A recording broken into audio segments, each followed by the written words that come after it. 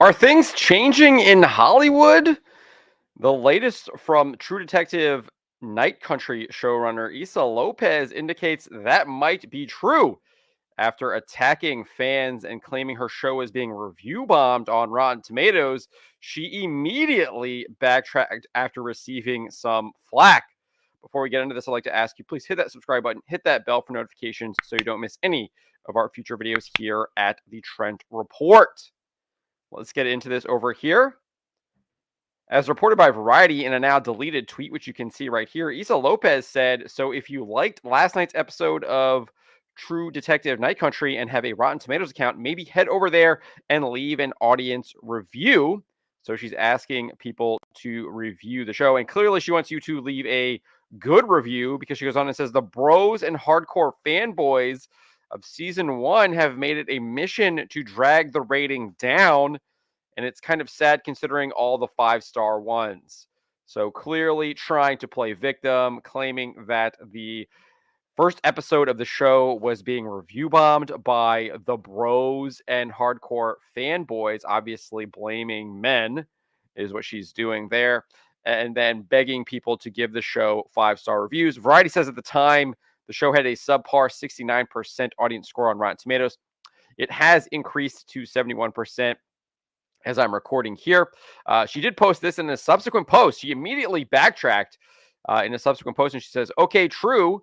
Many a lovely bro and hardcore fan of season one have been friggin' lovely and willing to try something new, made in big part for them and for the love they feel for True Detective. To those of you, I salute you and I thank you kindly." She then deleted the original post and explained why. She says, "Okay, I removed a post. I despise review bombing of any kind, but our audience score in Rotten Tomatoes is much better now. Again, it only improved marginally 2 points from 69% to 71%. And then she goes on and says, "And B, I used a generalization about who was bombing.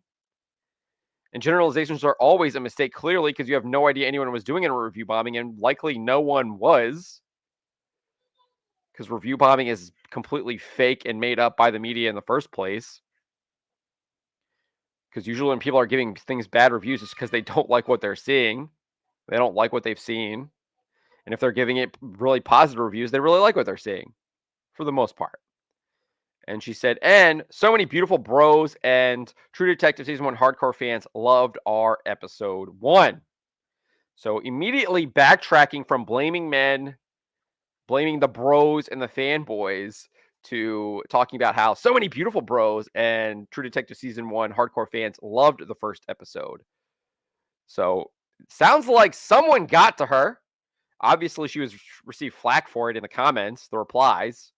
But I'm thinking that people at HBO probably said, "What are you doing? Stop this. This is stupid. You're going to damage the show's brand. We want people to actually watch this show. We don't want people to hate the show and immediately turn it off.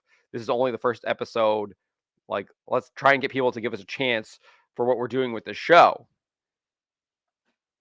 So maybe something is changing over there at Hollywood, because we've seen over the past couple of years, I guess almost a decade, half decade at least, that basically doing this fan blaming is what Hollywood would do to deflect from their absolutely poor quality from the show. And before we get to some of those examples, I do want to go over this here. You can see 71% audience score for Night Country on Rotten Tomatoes. And then if you look at IMDb, it has a 7.7. And you can see almost 20%, over a fifth of the people who have given reviews on IMDb have given 10 out of 10s. Less than 8% have given 1 out of 10. So clearly no review bombing is taking place. You can see another fifth, 9 out of 10. And then 8 out of 10 over a fifth. So literally 3/5 of the people watching the show have given it an 8 out of 10 or above. So the idea that she was claiming it was being review bombed is just utterly ridiculous and would be easily exposed by looking at some of these numbers here. But as I was saying, like, this tactic of fan blaming, especially blaming men who they go into these properties, these male properties for the most part, and absolutely destroy them, is something that Hollywood does all the time. mean, look no further than 2019, Elizabeth Banks and her Charlie's Angels film. She was doing this before the film even hit theaters, before people even had a chance to see it. She told Australia's Herald Sun, look, people have to buy tickets to this movie too. This movie has to make money. If this movie doesn't make money, it reinforces a stereotype in Hollywood that men don't go see women do action movies. It's utterly ridiculous. That's absolutely garbage. The first two Charlie Angels, like the remake, the Charlie Angels movies from the 2000s, I think it was like done by McGee with Cameron Diaz, Lucy Liu, and I can't remember the other actress. I can see her plain as day. I can't remember her name right now off the top of my head. People went out to see those films and they enjoyed them. But she's clearly saying that there's some kind of stereotype that men don't go see women in action movies, which is just utterly ridiculous. And she undermines her entire argument right here, too, because she then whined about men's taste in film. She says they'll go and see a comic book movie with Wonder Woman and Captain Marvel because that's a male genre. So even though those are movies about women, they put them in the context of feeding the larger comic book world. So it's all about, yes, you're watching a Wonder Woman movie, but we're setting up 3 other characters or we're setting up Justice League. So clearly she was blaming men for why the film was going to fail at the box office, even though Charlie's Angels is literally set in the spy film genre, which is a male genre. Hello, James Bond. It's utterly ridiculous. So this was something that they did. I mean, Elizabeth Banks got an example right here.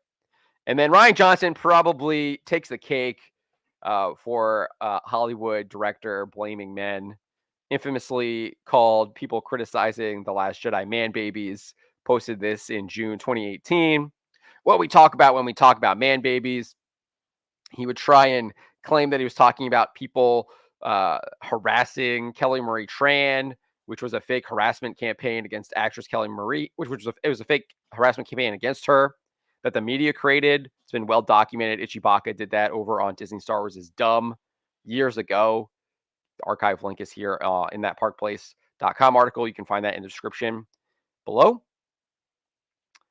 So he went on and tried to blame, like deflect, and that's who he's really talking about. He's talking about the people going after Kelly Marie Tran, but it was all completely undermined right here when Pepe posted, "You ruined Star Wars," and then Rian Johnson was like, "Okay, I have to draw the line at you dragging your drooly little man baby butt across the Wheel of Fortune Answers account. Back to the swamp. You're free blocked." So he's clearly lying. None of what he was saying added any up. He was part of the media campaign created around the Kelly Marie Tran thing, which was used to deflect from his absolutely atrocious The Last Jedi film. But I definitely think this might be a change, that she backtracked so quickly and so fast. Usually they double down, and the fact that she deleted the tweet and then backtracked on it, maybe there is something happening. Maybe HBO PR got to her and told her, hey, maybe we should stop attacking potential viewers without any evidence.